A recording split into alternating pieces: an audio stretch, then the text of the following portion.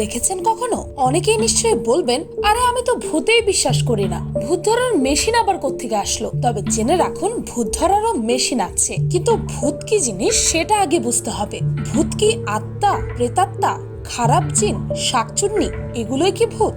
নাকি ভূত সেই জিনিস যার উপর পৃথিবীর লক্ষ লক্ষ মানুষের বিশ্বাস থাকলেও বিজ্ঞান যাকে মোটেও বিশ্বাস করে না? আচ্ছা, তবে প্যারানর্মাল অ্যাক্টিভিটির বিজ্ঞানটা কোত্থেকে আসে? প্যারানর্মাল মানে হচ্ছে যা নর্মাল না, স্পিরিচুয়ালি অ্যাবনর্মাল। প্যারানর্মাল অ্যাক্টিভিটির এক্সাক্ট বাংলা অনুবাদ করলে দাঁড়ায় ভৌতিক কার্যকলাপ। এখন নিশ্চয়ই অনেকে ভাবছেন, আমি তো ভূতেই বিশ্বাস করি না, তাহলে ভূতের যন্ত্রপাতি দেখবো কেন?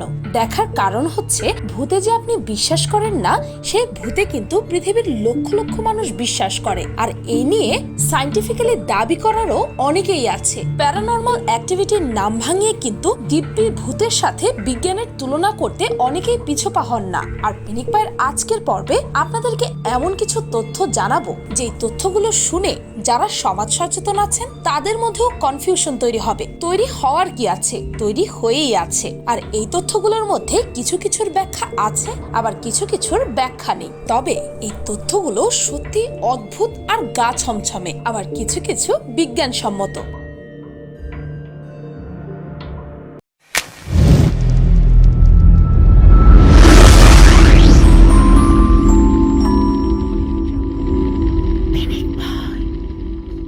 নাম্বার 1, মারিয়া গোমেজ পেরিরা। 1971 সালের অগাস্ট মাসে মারিয়া গোমেজ তার রান্নাঘরে কাজ করছিল, কিন্তু হঠাৎ করে তিনি তার রান্নাঘরের ফ্লোরে একটি আজব ধরনের জিনিস দেখতে পান। আসলে ফ্লোরে একটি অদ্ভুত ছবি আঁকা ছিল, যা কোনো সাধারণ দাগের মতো ছিল না, বরং তার চেয়ে অনেক বেশি ভয়ঙ্কর ছিল। এটি আসলে ছিল একটি ভয়াবহ চেহারা। অনেক কিছু দিয়ে তিনি সেই দাগ ওঠানোর চেষ্টা করেন। যখন তিনি বিফল হন, তখন মারিয়ার হাজবেন্ড সেই জায়গাটিতে কুড়াল দিয়ে ভেঙে ফেলেন, কিন্তু এর পরের দিনই আবার সেখানে একই ধরনের চিত্র নিজে নিজেই হয়ে গিয়েছিল, যার কারণে তারা অনেক বেশি ভয় পেয়ে যায় আর রান্নাঘরটিকে তালাবদ্ধ করে দেন। তারপর তারা একটি প্যারানর্মাল অ্যাক্টিভিস্টকে ডেকে আনেন এই ব্যাপারটিকে ইনভেস্টিগেট করার জন্য। তিনি এসে যখন রান্নাঘরটির সেই ভাঙা জায়গাটি আরো বেশি ভাঙলেন, তখন তারা সেই রান্নাঘরটির নিচে অনেকগুলো কঙ্কাল পান। কিছু কিছু কঙ্কাল তো 700 বছর পুরনো ছিল। এই কঙ্কালগুলো পাওয়ার পর তারা সেই গর্তটি মাটি দিয়ে ভরে দেয় এবং সেখানে পূজা করিয়ে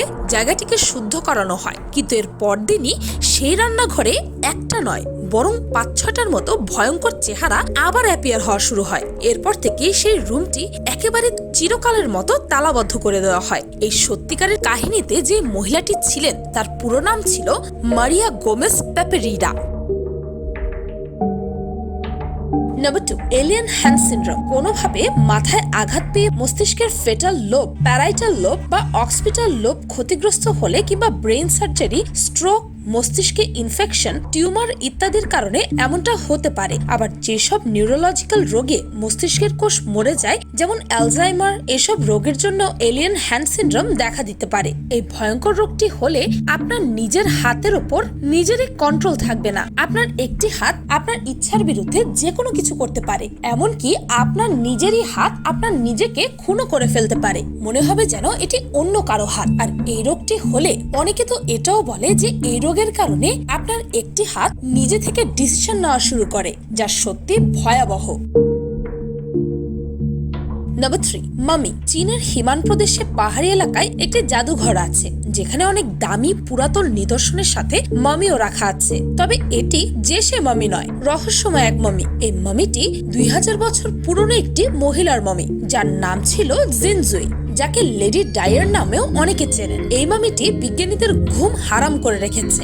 এমনকি দীর্ঘ 2000 বছর পুরনো হবার পরও এই মামিটিতে পচন ধরেনি।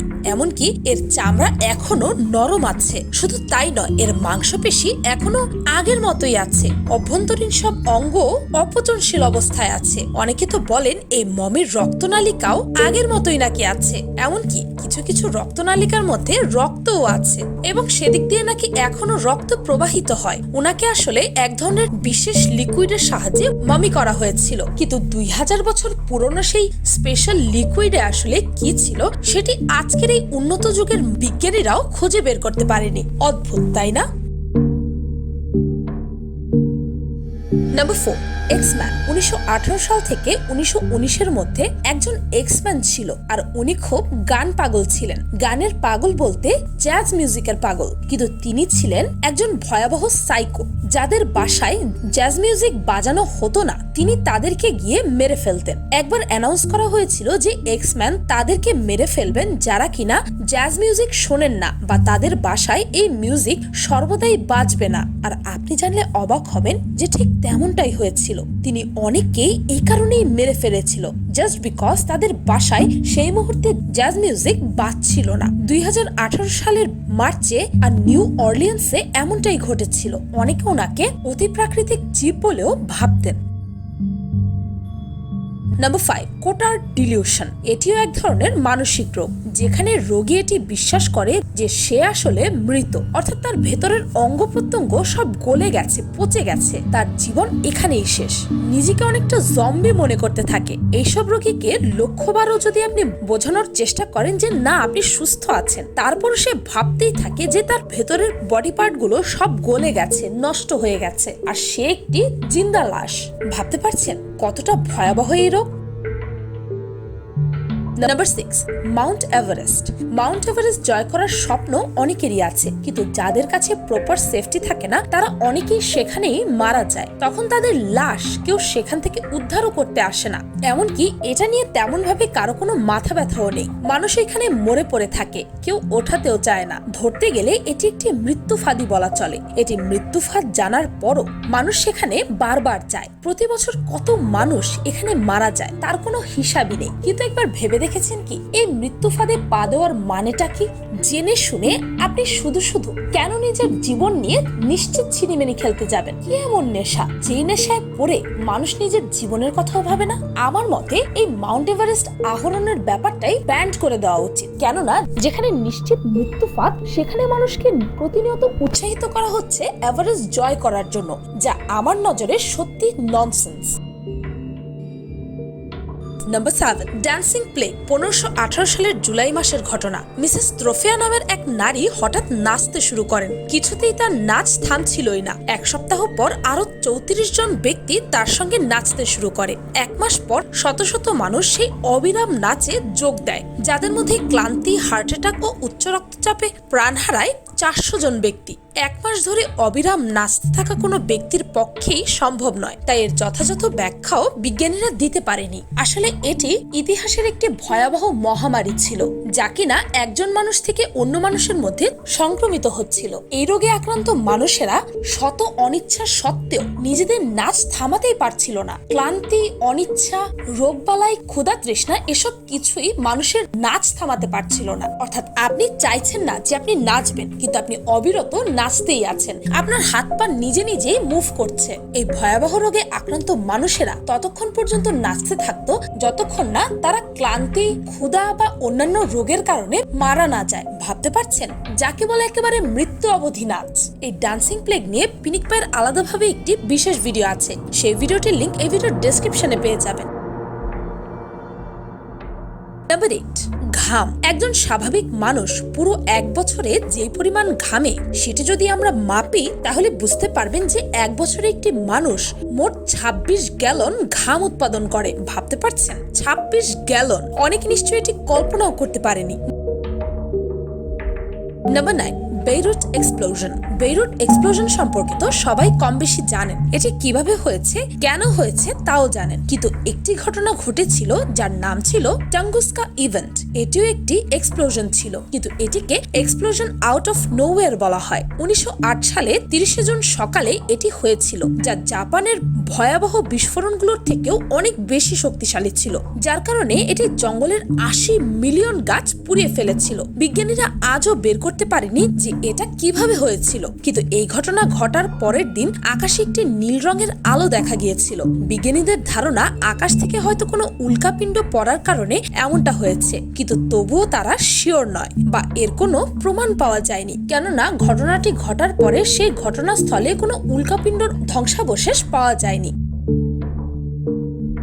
নাম্বার 10, 10 মে 2018 সালের মে মাসে টরন্টো শহরে ব্রিজের নিচে একটি গাড়ি ঝুলতে দেখা যায়। সবাই প্রথমে ভেবেছিল হয়তো কোনো শুটিং চলছে এখানে, কিন্তু পরে অথরিটি কনফার্ম করে যে এখানে কোনো শুটিংই ছিল না। আর কেউই জানে না এই গাড়িটি কোথা থেকে আর কিভাবেই বা আসলো এখানে, যার কারণে চারিদিকে আতঙ্ক ছড়িয়ে পড়েছিল। কেননা স্বাভাবিকভাবেই একটি এত বড় গাড়ি, কথা নেই বার্তা নেই, একটি ব্রিজের মধ্যে সরু একটা কিছুর সাথে ঝুলছে। সত্যি ভাবার মতো বিষয়। Number 11, Capgras delusion. এটি একটি আজব ধরনের রোগ। এই রোগটি হলে মানুষ আজব আজব জিনিস ভাবতে থাকে। যেমন ধরুন, হঠাৎই একদিন আপনি আপনার বাবাকে দেখে ভাবছেন হয়তো এটা আপনার বাবা না, বরং আপনার বাবার রূপ ধরে কোনো ডুপ্লিকেট মানুষ আপনার সামনে এসেছে। মানে সে তার সামনের মানুষটিকে অন্য মানুষ ভাবতে থাকে মনে মনে। তারা মনে প্রাণে বিশ্বাসই করে নেয় যে এটি কোনোভাবেই সেই আগের মানুষটি নয়, যদিও সে দেখতে তার সেই চেনা মানুষটির মতোই। এটি একটি ভয়ঙ্কর মানসিক রোগ। Number 12, toxic spider. আমাদের ঘরে অনেক সময় মাকড়সা বাসা বাঁধে, তবে এক ধরনের স্পাইডার আছে যেটির নাম ফানেল ওয়েব স্পাইডার। এটি খুব বিষাক্ত মাকড়সা। সাধারণত এক একটি মাকড়সার মধ্যে সর্বোচ্চ 5 ধরনের বিষ থাকে, কিন্তু এই মাকড়সার মধ্যে 40টি আলাদা আলাদা ধরনের টক্সিক প্রোটিন আছে। এটি আপনার হাতে কামড় দিয়ে আপনার নার্ভাস সিস্টেমকে ড্যামেজ করে ফেলতে পারে। তাহলে ভাবুন তো এটি কতটা বিষাক্ত। এমনও কেস পাওয়া গেছে যে এটির কামড় খেয়ে মাত্র কয়েক মিনিটের মধ্যে মানুষ বেদনাদায়কভাবে মারা গেছে। Number 13, Bigfoot yeti. Bigfoot yeti এদের অনেকেই দেখেছেন বলে দাবি করেন। এরা এমন এক ধরনের জীব যেগুলোকে হিমালয়ে পাওয়া যায়। এদের বুদ্ধি আছে, এরা শিকার করে, কিন্তু মানুষদের এরা খুবই ঘৃণা করে। কিন্তু এখনো কোনো প্রমাণ নেই যে এরা আসলেই আছে কিনা। কিন্তু হিমালয়ে যেসব গ্রাম আছে তাদের অনেকেই দাবি করেন যে তারা নাকি বিগফুট বা ইয়েতির মতো প্রাণীদেরকে দেখেছেন। বিবিসির রিপোর্ট অনুযায়ী মাউন্টেন ভিলেজে তাজিকিস্তান ও ত্রাগিস্তানে সবচেয়ে বড় ইয়েতির উইটনেস পাওয়া গেছে। নাম্বার 14, শ্বাস প্রশ্বাস। আমরা কখনো কোনো পাবলিক প্লেসে, বাস স্টপে বা ট্রেনে, যে কোনো জনবহুল স্থানেই যে শ্বাস নেই তার মধ্যে 10% হিউম্যান স্কিন থাকে, অর্থাৎ মানুষের শরীরের কোষ। এমনকি আমরা যেই বিছানায় ঘুমাই সেখানেও ধুলার সাথে অনেক অংশেই আমাদের শরীরের মৃত কোষিকা আছে। লাইটের সামনে ভালো করে দেখলে যেসব পার্টিকেল উঠতে দেখা যায় তার মধ্যেও 10% হিউম্যান স্কিন আছে। তাছাড়া ইউনিভার্সাল লেন্সের মধ্য দিয়ে যদি আপনি আপনার স্কিন দেখেন তাহলে দেখতে পাবেন যে প্রতি সেকেন্ডে, প্রতি মুহূর্তে আপনার শরীর থেকে আপনার কোষগুলো ঝরে ঝরে পড়ছে। নাম্বার 15, প্যারানর্মাল অ্যাক্টিভিটি মাপার যন্ত্র। যারা প্যারানর্মাল অ্যাক্টিভিটি অর্থাৎ ভৌতিক কার্যকলাপ ইনভেস্টিগেট করেন তারা এটির জন্য কিছু যন্ত্র ব্যবহার করেন, যার মধ্যে একটি হচ্ছে ইনফ্রারেড থার্মোমিটার। এটি দিয়ে এনভায়রনমেন্টের পরিবর্তন নির্ণয় করা হয়। হঠাৎ কোনো জায়গার তাপমাত্রা পরিবর্তন হয়ে গেলে এটি দ্বারাই তা নির্ণয় করা সম্ভব। আরেকটি যন্ত্র হচ্ছে ডিজিটাল ভয়েস রেকর্ডার। এটি এমন একটি রেকর্ডার যেটি অ্যাম্বিয়েন্ট ব্যাকগ্রাউন্ড নয়েজ ক্যাপচার করতে পারে। এটি অত্যন্ত হালকা শব্দ ধরে ফেলতে পারে। তৃতীয়টি হচ্ছে ইএমএফ সেন্সর, যার অর্থ হচ্ছে ইলেকট্রোম্যাগনেটিক ফিল্ড ডিটেক্টর। যেখানে কোনো ফোন বা অন্য ডিভাইস নেই সেখানে হাই ইএমএফ ডিটেক্ট করাকে প্যারানর্মাল অ্যাক্টিভিটি হিসেবে ধরা হয়। পৃথিবীতে রহস্য আছে, অবশ্যই আছে, এই ব্যাপারটিকে অস্বীকার করার কোনো উপায় নেই। কিন্তু আমাদের সমস্যা হচ্ছে যে বাস্তবে যেখানে রহস্য নেই সেখানেও আমরা রহস্য খুঁজে বেড়াই। সাধারণত আমরা সহজ পথটাই বাছাই করে নেই। এই ভিডিওতে দেখানো প্যারানর্মাল অ্যাক্টিভিটির যন্ত্রপাতিগুলো আসলে লো ফ্রিকোয়েন্সি ধরার জন্য ব্যবহৃত হয়। আর প্যারানর্মাল অ্যাক্টিভিস্টরাও এগুলো দিয়ে ভূতের অস্তিত্ব নয়, বরং লো ফ্রিকোয়েন্সির অস্তিত্ব পায়। আর যেহেতু সেই লো ফ্রিকোয়েন্সির ব্যাখ্যা তাদের কাছে নেই, তাই তারা সহজ পথটি বেছে নিয়েছে। অর্থাৎ এই লো ফ্রিকোয়েন্সির সাথে ভূতের অস্তিত্বকে মিক্স করে আমাদের সামনে কিছু তথ্য প্রেজেন্ট করে তারা। শুধু আমরাই কেন, আমেরিকা, আয়ারল্যান্ডের মতো দেশগুলোতেও কিন্তু অনেক বেশি সংখ্যক মানুষ এই প্যারানর্মাল অ্যাক্টিভিটি বা ভূতে বিশ্বাসী। তাহলে আমরা কোন ছাড়? কিন্তু একবার ভেবে দেখুন তো, এই প্যারানর্মাল অ্যাক্টিভিটি গুলোর শুধু দাবি করা হয়, সেগুলোকে বিজ্ঞান আজ পর্যন্ত মানে না। তাছাড়া যদি ভূতের অস্তিত্ব এভাবে প্রমাণ করা যেতই, তাহলে কেন এই প্যারানর্মাল অ্যাক্টিভিস্টদেরকে নোবেল প্রাইজ দেওয়া হয়নি?